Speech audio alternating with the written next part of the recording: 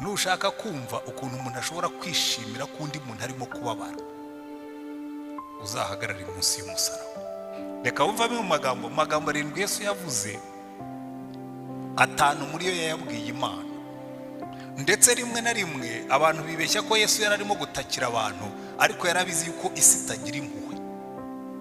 Ntabwo yigeze atakira isi, kuko yaje kuyicungura, arayireka iheza ubugome.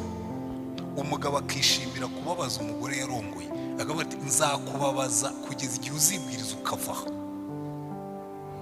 Akamubabaza, uzababarire uhereye ku biwanyu mu nzu.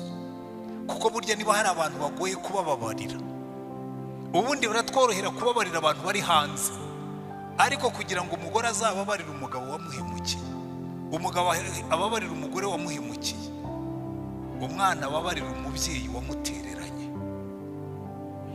cyangwa umubyeyi ababarira umwana, kuko nabo barabikora. Burya kubabarira bikomera uhereye mu nzu imbere. Iyi ni introduction y'abantu b'Imana iyo binjiye mu mubabaro.